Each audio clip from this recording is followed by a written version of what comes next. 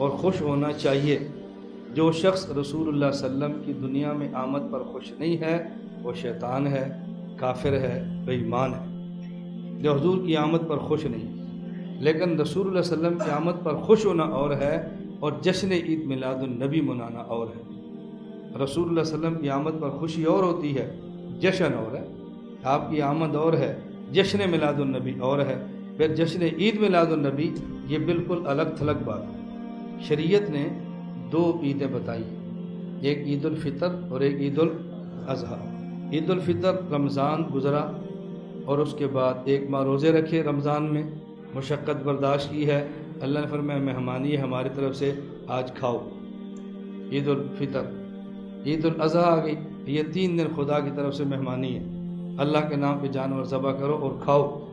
تو ہمارے ایک عید الفطر ہے، ایک عید الاضحیٰ ہے، یہ تیسری عید اور وہ بھی جشن والی، اس کی ہماری شریعت میں کوئی گنجائش نہیں ہے۔ تو رسول اللہ صلی اللہ علیہ وسلم کی آمد پہ خوش ہونا اور بات ہے اور جشن عید میلاد النبی منانا اور بات ہے۔ پھر رسول اللہ صلی اللہ علیہ وسلم کی آمد پر لوگ پرچم لگاتے ہیں، اور پرچم ایسے جس پہ نبی پاک صلی اللہ علیہ وسلم کا روضہ مبارک بنا ہوتا ہے، کوئی پرچم ایسے ہو جس پہ رسول اللہ صلی اللہ علیہ وسلم کے نالین مبارک بنے ہوتے ہیں۔ اور جو ہی میلاد النبی عید کا ان کا 12 ربیع الاول کے دن گزرتا ہے تو گزرنے کے فوراً بعد ایک بعد 2 دن بعد وہ لڑیاں ٹوٹتی ہیں، حضور پاک صلی اللہ علیہ وسلم کے روضہ مبارک کی تصویر تو مٹی پہ ہوتی ہے، نالین مبارک کی تصویر مٹی کے پر ہوتی ہے، اور یہ سنی بات نہیں ہے، میری اپنی آپ بیتی ہے۔ گزشتہ سال کی بات ہے، ایک بندہ فوت ہوا، میں تعزیت کے لیے ان کے گیا، میں نے گلی میں دیکھا تو کچھ جھنڈے نیچے گرے ہیں، کچھ جھنڈے اوپر ہیں، میں نے کہا نیچے جھنڈا لاؤ، میں نے کہا دیکھو اس پہ حضور پاک کے روزے کی تصویر ہے، تو تم نے روزے کو ناریوں کے اندر گرانا تھا، یہ کون سا تم نے حضور کے ساتھ محبت کا اظہار کیا ہے؟ اس لیے وہ کام کرو جس پہ اللہ کے نبی خود خوش ہیں، اور وہ کام نہ کرو کہ جس پہ رسول اللہ صلی اللہ علیہ وسلم خوش نہیں بلکہ اللہ کے نبی ناراض ہیں۔ اور ایسے کام اپنی طرف سے کرنا، مخصوص دن متعین کرنا، اس کو باعث اجر و ثواب سمجھنا، اور جو وہ کام نہ کرے اس کو گستاخ کہنا، اس کی شریعت میں کوئی گنجائش نہیں۔ لوگ آپ سے کہیں گے اگر ہم نے 12 کا دن میلاد النبی کا متعین کیا تو جرم ہے، تم نے رائے کے اجتماع کے دن 3 متعین کی جرم نہیں ہے، ختم بخاری کی تاریخ رکھی تو جرم نہیں ہے، سالانہ جلسے کی تاریخ کی تو جرم نہیں ہے، دستار بندی کا دن متعین جرم نہیں ہے، تم نے نکاح کے دن متعین کیا تو جرم نہیں ہے، اور ہم نے حضور خوشی کا دن متعین کیا تو جرم ہے۔ میں نے کہا بات اچھی طرح سمجھو، ہم اگر رائے کی تاریخیں متعین کرتے ہیں، ان تاریخوں پر کوئی رائے نہ آئے تو ہم اسے گستاخ نہیں کہتے۔ ہم ختم بخاری، ختم طحاوی، کوئی اور کتاب ختم کرتے ہیں، اس کا دن متعین کرتے ہیں افراد کو جمع کرنے کے لیے، جو نہ آئے اس کو مجرم نہیں سمجھتے۔ اور ہم اگر جلسے کی تاریخ طے کرتے ہیں تو یہ نہیں کہتے جو ہمارے جلسے میں آئے گا ثواب ہے، نہیں آئے گا تو گناہ ہے، آج جلسہ کرو تو اجر ہے، آج نہیں ملو گے تو گناہ ہے، جو آج کرتا ہے اسے حضور خوش ہیں، جو آج نہیں کرتا وہ شیطان کا ساتھی ہے۔ یہ کام ہم نے کبھی بھی نہیں کہا، تو تمہارے تعین میں ہمارے تعین میں کچھ فرق ہے۔ پھر اسی طرح جشن میلاد النبی جب یہ لوگ مناتے ہیں تو جرم کتنا ہے، پورا دن جانور کو لیا، گڈھے کے اندر باندھ دیا، جانور کو لیا اور بلا وجہ پورا اس کو ریڑھی کے ساتھ باندھا ہوا، اور پورا دن پھر اس کو مشقت میں ڈالتے ہیں، پھر روڈ بلاک ہوتے ہیں۔ اس کا نقصان کیا ہے؟ ایک غریب آدمی ہے اس کی مزدوری گئی، ایک تاجر آدمی ہے اس کی تجارت گئی، اور اسی طرح اگر کوئی مریض ہے، ایمبولینس گزرنی ہے، وہ موت کا شکار ہو سکتا ہے، ہسپتال ہیں، رستے آپ نے بند کیے ہیں۔ تو یہ اتنی تکالیف دینا یہ رسول اللہ صلی اللہ علیہ وسلم کا مبارک طریقہ نہیں ہے۔ اللہ کے نبی مسلمان کی تکلیف ختم کرنے کے لیے آئے ہیں، مسلمان کو تکلیف دینے کے لیے ہرگز نہیں آئے۔ میں یہ بات کروں کہ آپ اس کو ذہن بناؤ، خود سمجھو، پھر جس حد تک ممکن ہو اپنے علاقے میں سمجھاؤ، جس حد تک ممکن ہو لڑائی جھگڑے کے بغیر یہ بات سمجھاؤ۔ اور ایک اہم بات جو اس میں سمجھیں کہ رسول اللہ صلی اللہ علیہ وسلم پیدا ہوئے وقت کون سا ہے؟ طلوع فجر، صبح۔ دن کون سا ہے؟ پیر کا، سوموار کا، اور مہینہ کون سا ہے؟ ربیع الاول۔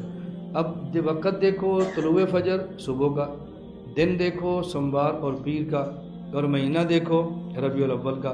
تو جو لوگ جشن مناتے ہیں نہ صبح صادق کی بات، نہ طلوع فجر کی بات کرتے ہیں صبح کی، نہ ہی سوموار کی بات کرتے ہیں، اگر کریں گے تو صرف اور صرف ربیع الاول کی بات کریں گے۔ حالانکہ تین چیزیں الگ ہیں۔ آپ فجر کے وقت پیدا ہوئے سارے مانتے ہیں، پیر کے دن پیدا ہوئے سارے مانتے ہیں، 12 ربیع الاول پیدا ہوئے اس کو سارے نہیں مانتے۔ خود جشن عید میلاد النبی منانے والے جس شخص کو اپنا امام مانتے ہیں، مولانا احمد رضا خان، انہوں نے فتاوی رضویہ میں ان کا ایک رسالہ نطق الہلال کے نام پہ انہوں نے لکھا کہ حضور کی پیدائش 12 کو نہیں تھی بلکہ 8 ربیع الاول کی تھی، اور آپ کی وفات 12 ربیع الاول کو ہے۔ بھئی جس بندے کے نام پر تمہارا مسلک ہے، جس بندے کے نام پہ تم نے فرقہ بنایا ہے، جو بندہ تمہاری فکر کا بانی ہے، وہ تو کہتا ہے 8 کو پیدا ہوئے اور آپ لڑ رہے ہیں 12 کو پیدا ہوئے، تو آپ اس مسئلے پر آپ نے اس کی بات کو کیوں چھوڑ دیا ہے، یا ان کی بات کو آپ ترجیح دیتے، یا آپ نے ان کو چھوڑ دیا ہے؟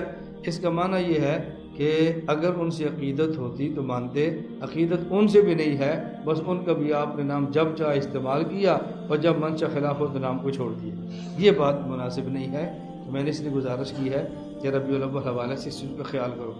اب جو لوگ اس دن جھنڈیاں لگاتے ہیں، ریڑے سجاتے ہیں اور اس قسم کے جتنے کام کرتے ہیں، آپ ایمان سے بتاؤ اگر ان کی بجائے اسی پیسے کو کسی مدرسے پہ لگا دیں، الگ مدرسہ بن جائے، مسجد پہ بنا دیں، مسجد پہ لگا دیں، مسجد بن جائے، کسی یتیم کے لگا دیں، اس کی اچھی خاصی پرورش ہو جائے، کسی خاتون کو دیں، اس کی شادی ہو سکتی ہے، غریب کی غربت پروری ہو سکتی ہے۔ اتنا پیسہ جو ہم اڑا رہے ہیں، اگر اس پیسے کو مناسب جگہ پر لگا دیا جائے تو اس میں حرج کی بات نہیں ہے، دین کا فائدہ بہت ہے۔ ممکن ہے اس پر بھی تمہاری ذہن سازی کرے کہ یہ لوگ تو مستشرقین قربانی پہ کہہ رہے ہیں کہ تم جو 3 دنوں میں کروڑوں جانور ذبح کرتے ہو اور ان کا پیسہ ضائع کرتے ہو، اگر کروڑوں جانور ذبح کرنے کے بجائے ان کا پیسہ ہو اربوں کی صورت میں، یتیم خانہ بناؤ، ہسپتال بناؤ، مدرسہ بناؤ، مسجد بناؤ، سکول بناؤ، اور یہ ساری چیزیں تم بناؤ۔ یہ اعتراض تو ان کا بھی تھا، تو تم نے ان کی وجہ سے قربانی تو نہیں چھوڑی، اور یہ اعتراض آپ نے ہمارے اوپر کر دیا۔ ہم نے کہا قربانی کا مسئلہ الگ ہے اور یہ مسئلہ الگ ہے۔ قربانی کا مسئلہ قرآن کریم میں ہے، نص قطعی سے ثابت ہے، جس کا انکار کرنا کفر ہے، اور قربانی کا مسئلہ آج کا نہیں ہے، ابراہیم علیہ السلام کی سنت مبارکہ ہے، اور اللہ کے نبی نے خود ارشاد فرمایا قربانی کے دنوں میں افضل ترین عبادت، اللہ کے نبی نے فرمایا ما عمل آدمی من عمل افضل یوم النحر من احراق الدم، ان 3 دنوں میں قربانی کے خون بہانے سے بہتر کوئی عمل ہی نہیں ہے، افضل ترین عمل یہ ہے، خاص جو عمل ہے خاص۔ یہ میں خاص عمل کیوں کہہ رہا ہوں؟ لوگ کہیں گے پھر یہ نماز سے بھی افضل ہے، یہ فلاں سے بھی افضل ہے، حج سے بھی افضل۔ ان دنوں کے جو مخصوص یہ اعمال ہیں اس میں اس سے افضل کوئی عمل نہیں ہے، تو اس پر چونکہ نص آ گئی ہے ہم اپنے قیاس کو چھوڑ دیتے ہیں، اور یہاں نص موجود نہیں ہے اس لیے جھگڑنے کی ضرورت نہیں ہے۔ اللہ ہم سب کو حضور اکرم صلی اللہ علیہ وسلم کی سنت مبارکہ کے مطابق زندگی گزارنے کی توفیق عطا فرمائے۔ اللہ ہمیں ہر عمل مسنون کرنے کی توفیق عطا فرمائے، اور شرک و بدعات سے اللہ پاک ہم سب کی حفاظت فرمائے۔ وآخر دعوانا ان الحمد للہ رب